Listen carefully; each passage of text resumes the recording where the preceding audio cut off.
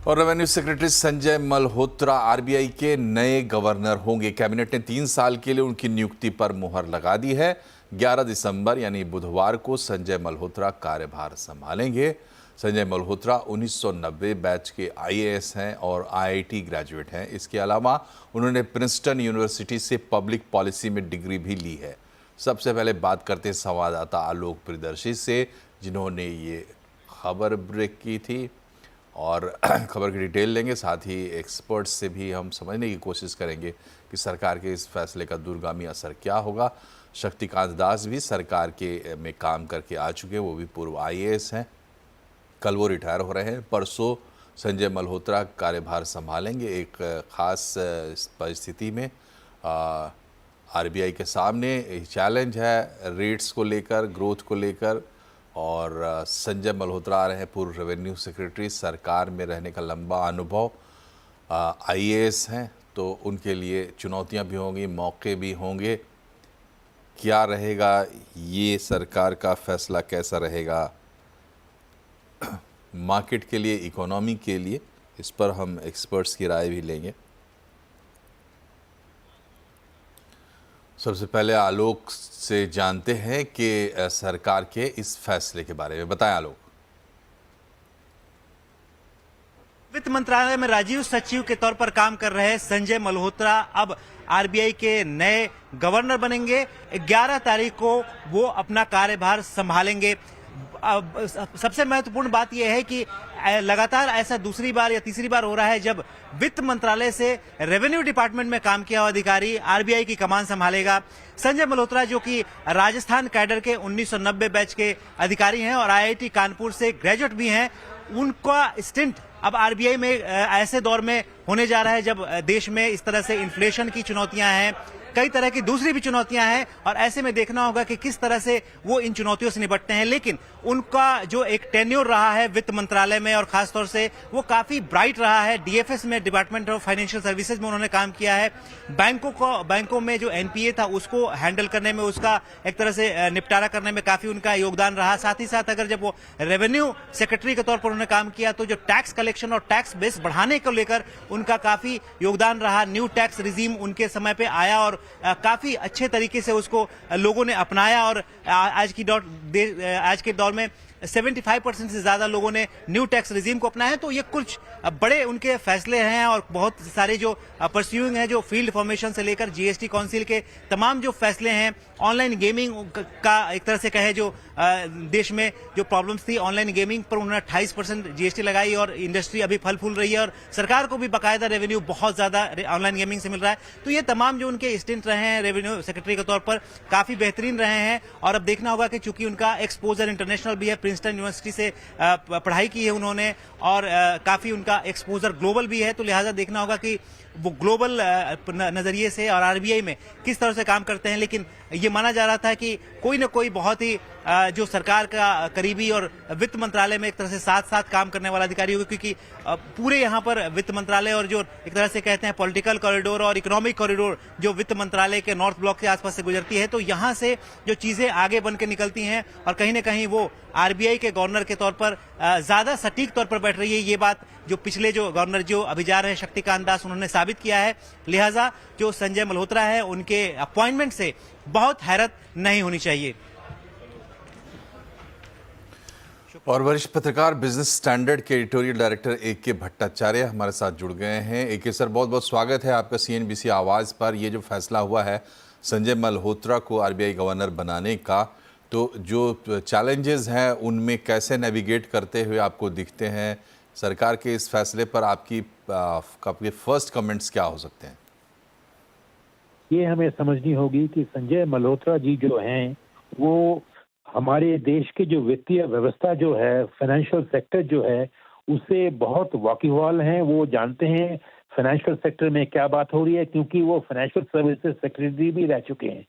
तो और उनके कार्यकाल में, फाइनेंशियल सर्विसेज सेक्रेटरी के कार्यकाल में, उन्होंने आईएलएफएस का जो एक कंट्रोवर्सी हुआ था, एक एनपीए का प्रॉब्लम हुआ था, उसको भी उन्होंने संभाला था, वो आईएलएफएस कमेटी के साथ साथ कर उधर जैसे आपके संवाददाता ने भी बताया है कि वो पब्लिक सेक्टर बैंकिंग की जो एनपीए और पब्लिक सेक्टर बैंक की जो रिफॉर्म्स जो होती हैं उसको भी उन्होंने फाइनेंशियल सर्विसेज सेक्रेटरी होने के नाते उन्होंने वो काम को संभाला है।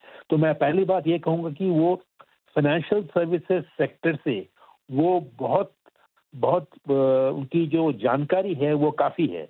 उसके बाद वो जब रेवेन्यू सेक्रेटरी में आए, वो सरकारी जो वित्तीय जो व्यवस्था है या ढांचा है उसमें योगदान रहा उनका। अब वो जा रहे हैं रिजर्व बैंक ऑफ इंडिया की जो मौद्रिक नीति है और बैंकों की जो जो नियामक संस्था जो है उसको देखभाल करने के लिए एक ऐसे समय में जा रहे हैं जब मैं समझता हूँ कि देश में ग्रोथ और इन्फ्लेशन के ऊपर काफ़ी चर्चा हो रही है। क्या ग्रोथ नीचे जा रही है और क्या इन्फ्लेशन ऊपर आ रहा है?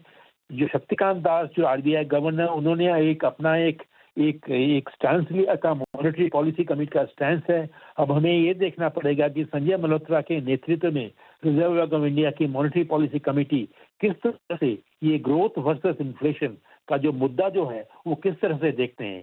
एक बहुत बात आपको साफ जाननी होगी कि इसी वक्त रिजर्व बैंक ऑफ इंडिया के डिप्टी गवर्नर का अपॉइंटमेंट भी काम चल रहा है। तो मेरा मानना यह है कि संजय मल्होत्रा जी जब रिजर्व बैंक ऑफ इंडिया के गवर्नर होंगे, उनका पहला काम ये होगा कि वो जो अपॉइंटमेंट कमेटी जो है उसमें किस तरह से वो ऐसे एक डिप्टी गवर्नर को चुने जो इकोनॉमिक थिंकिंग ऐसी लाएं जो रिजर्व बैंक ऑफ इंडिया की जो मौद्रिक नीति की जो रूपरेखा है उसको अच्छी तरह एक अच्छा आयाम, अच्छा दिशा दिखा सके।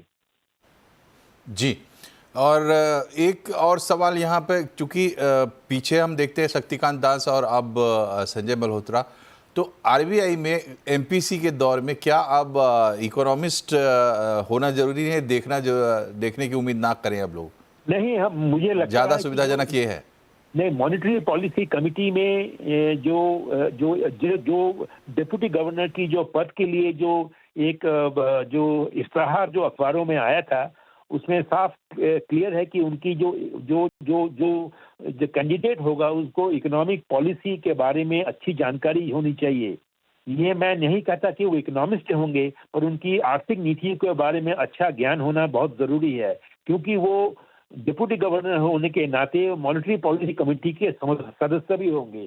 तो जैसे कि डॉक्टर माइकल पात्रा ये पिछले 6 साल से reserve bank of India governor Shaktikanta Das को अपना अच्छा एक अनुभव से अच्छी उनकी जो एडवाइस, उपदेश भी कह सकते हैं, उपदेष्टा भी कह सकते हैं, उन्होंने मौद्रिक नीति की जो रूपरेखा निर्णय किया है, मैं समझता हूँ कि वैसे ही एक इकोनॉमिक अंडरस्टैंडिंग वाले डिप्टी गवर्नर की सख्त जरूरत होगी, क्योंकि संजय मल्होत्रा जी हालांकि रिजर्व बैंक ऑफ इंडिया के गवर्नर की कर्णधार होकर वो एक दिशा तय करेंगे, पर उसके साथ साथ एक इकोनॉमिस्ट डिप्टी गवर्नर की जरूरत होगी जो मॉनेटरी पॉलिसी कमेटी की जो निर्णय होंगे उसमें एक इकोनॉमिक इनपुट, पॉलिसी इनपुट वो पूरी तरह से दे सके।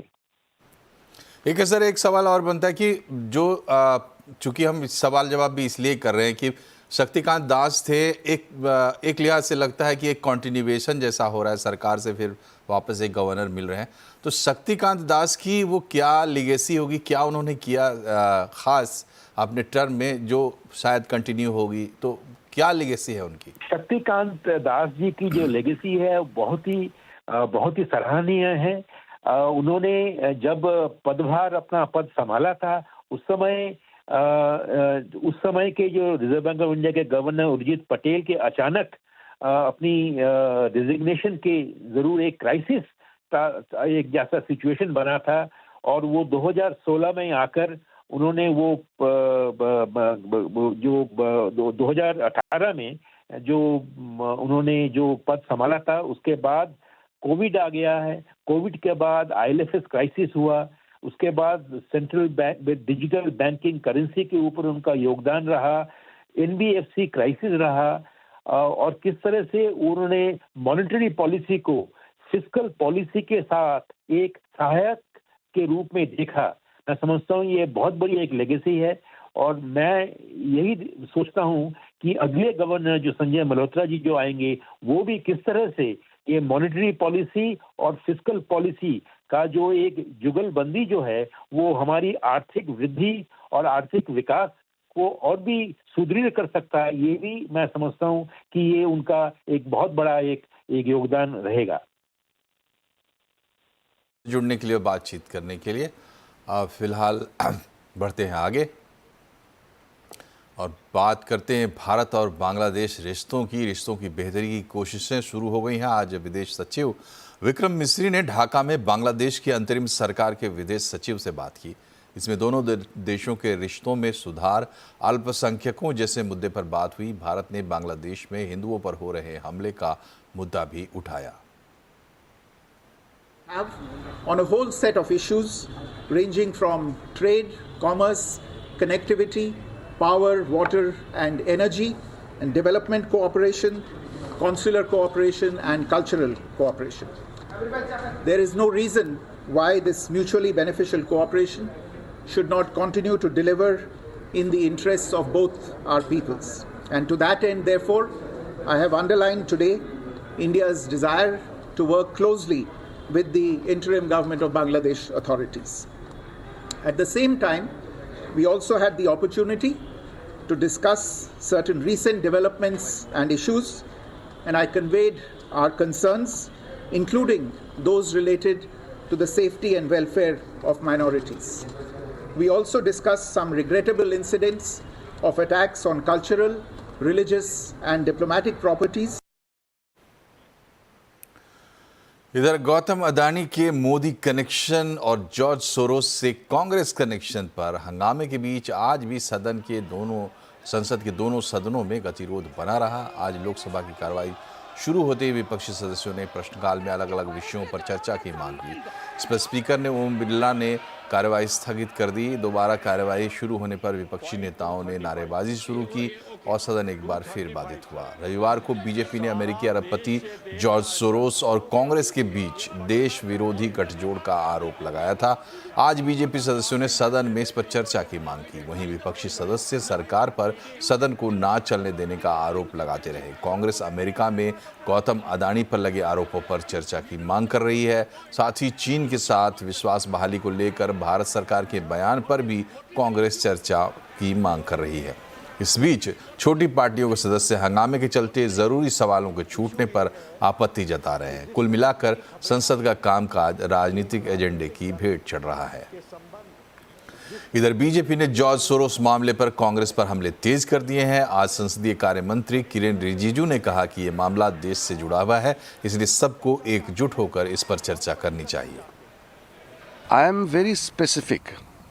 What I meant is, when it comes to an issue which is having an impact adversely on India's interests, then all the political parties must stand together. George Soros and his foundation. It is not only George Soros. George Soros and many other elements who are working against India are to be countered unitedly by every citizen of India. That is my point. Whether it is Rahul Gandhi ji, Sonia Gandhi ji, or Shashi Tharoor ji, or anybody. I am not into any particular individual.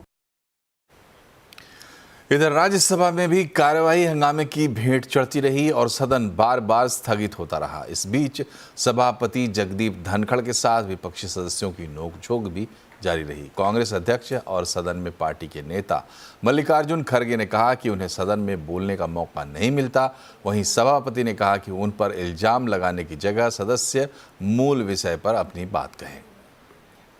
Rajya Sabha के सभापति जगदीप धनखड़ से अक्सर विपक्षी सदस्यों की शिकायत रहती है, लेकिन आज कांग्रेस नेता दिग्विजय सिंह ने कहा कि अपने संसदीय जीवन में उन्होंने कभी इतना पक्षपाती सभापति नहीं देखा। नियम के अंतर्गत आपने डिस्कशन चालू किया है, आपने कौन से नियम में इनको बोलने का अधिकार दिया है? हाउस ये आपका अवरोध कर रहे हैं और आप उनको अलाउ कर रहे हैं।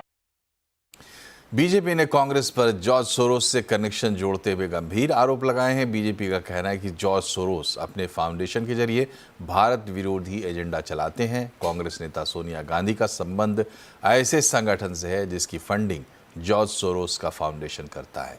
ये संगठन कश्मीर को भारत का हिस्सा नहीं मानता। यही नहीं, बीजेपी नेता निशिकांत दुबे ने कहा था कि जॉर्ज सोरोस और उनसे पैसा लेकर चलने वाले खोजी पत्रकारों के संगठन OCCRP ने विपक्ष के नेताओं के से साठगांठ कर रखी है। जब भी संसद का सत्र आता है, भारत विरोधी रिपोर्ट छापी जाती है और विपक्ष उसको लेकर हंगामा करता है। वो भारतीय अर्थव्यवस्था को चोट पहुंचाने चाहते हैं। साथ ही ये लोग प्रधानमंत्री नरेंद्र मोदी की छवि खराब करना चाहते हैं। आज भी बीजेपी ने इस मामले पर एक प्रेस कॉन्फ्रेंस की और कांग्रेस पर गंभीर आरोप लगाए।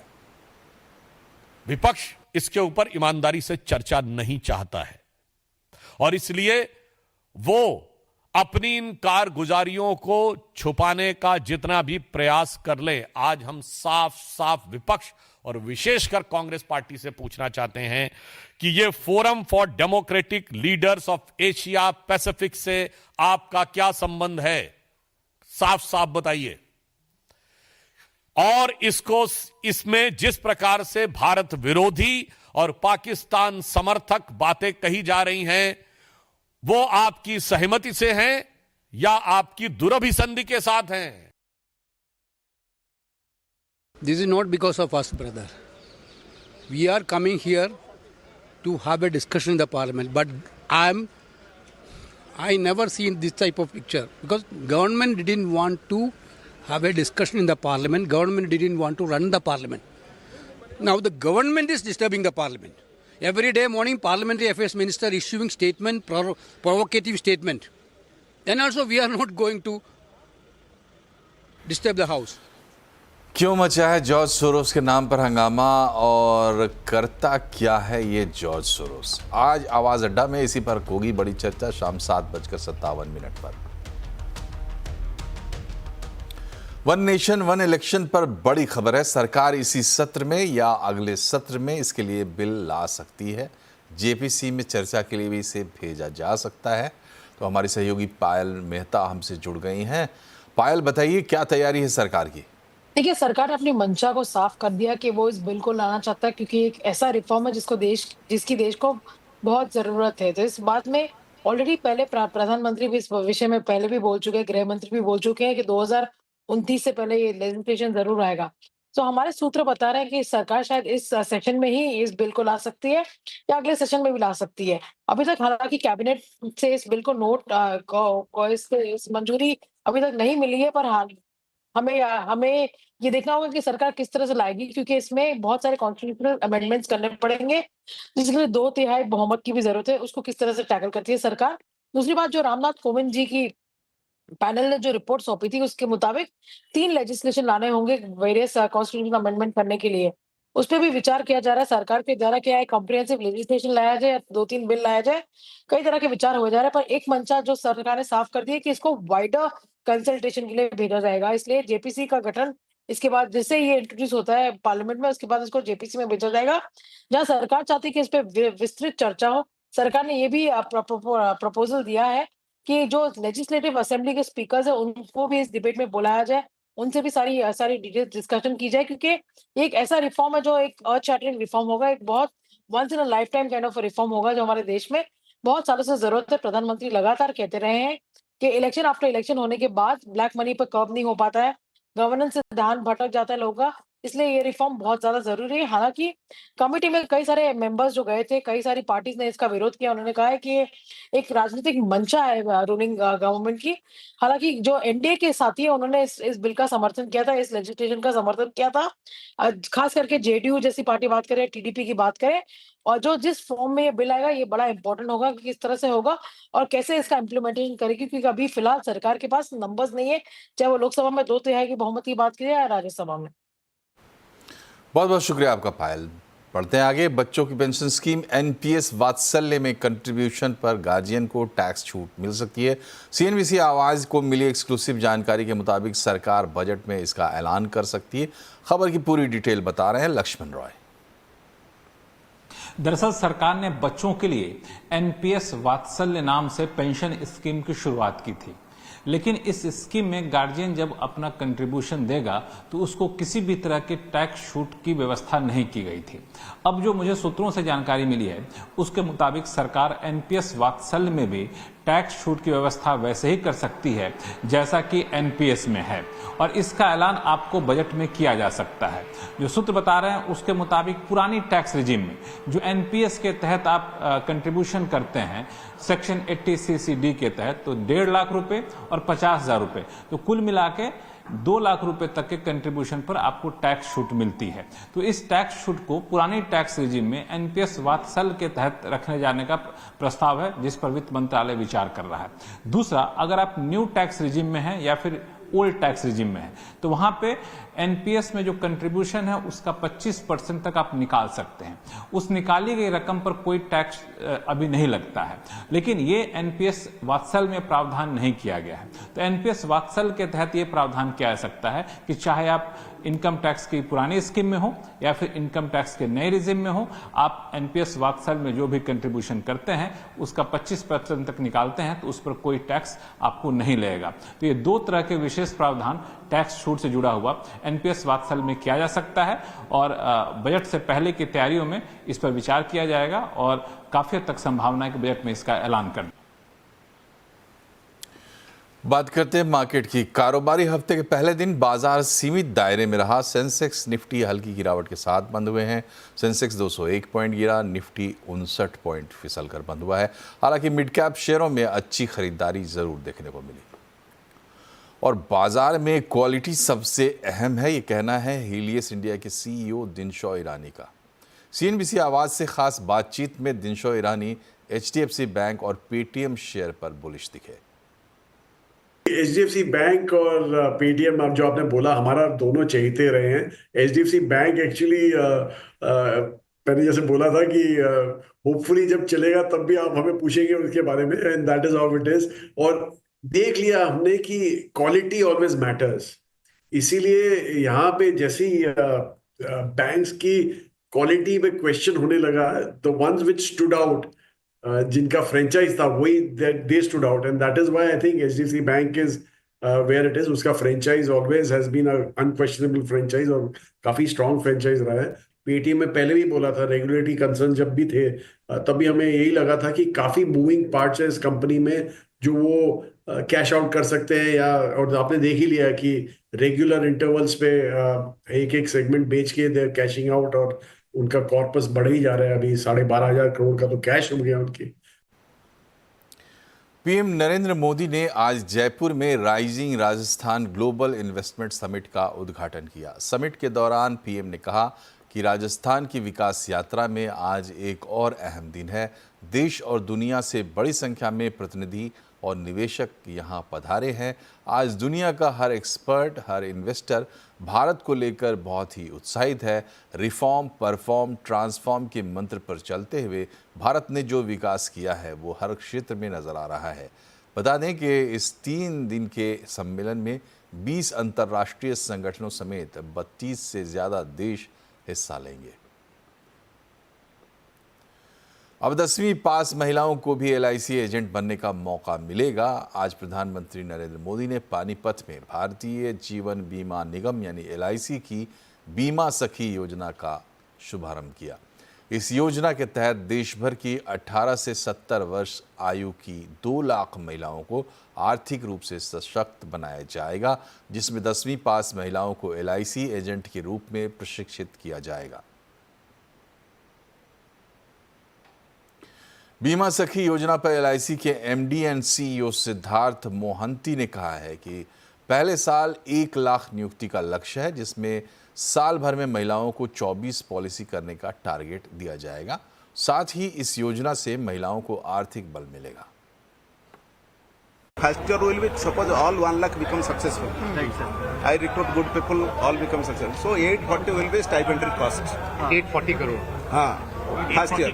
But against that, I expect at least 5 to 7, 10 times business premium income from them. They will also contribute to business. No, bhai.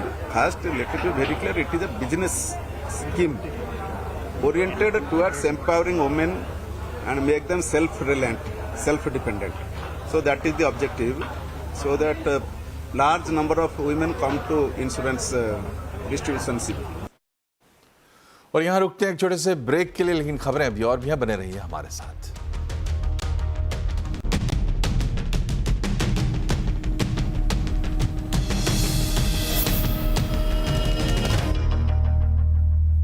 Break के बाद एक बार फिर से आपका स्वागत है। यूपी के नोएडा में आज जेवर इंटरनेशनल एयरपोर्ट पर पहली बार फ्लाइट की लैंडिंग हुई। इंडिगो की A320 नियो एयरक्राफ्ट ने यहां लैंडिंग की। डिटेल बता रहे हैं रोहन सिंह।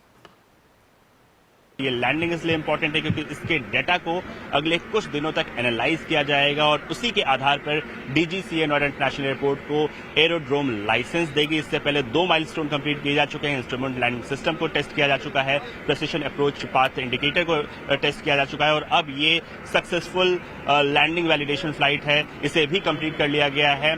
और अगले साल अप्रैल से नोएडा इंटरनेशनल एयरपोर्ट अपनी पहली कमर्शियल फ्लाइट के लिए रेडी है। उससे पहले आज का जो डाटा है वो काफी ज्यादा इंपॉर्टेंट है इस सबको एनालाइज करने के लिए, और अगर सब कुछ सही रहा तो अगले कुछ दिनों में ही नोएडा इंटरनेशनल एयरपोर्ट को लाइसेंस मिल जाएगा। पहले फेज में 12 मिलियन पैसेंजर्स को हैंडल करने की क्षमता रखता है नोएडा इंटरनेशनल एयरपोर्ट, और ये जो रनवे जिस पे आज लैंडिंग हुई है ये लगभग 4 किलोमीटर लंबा है।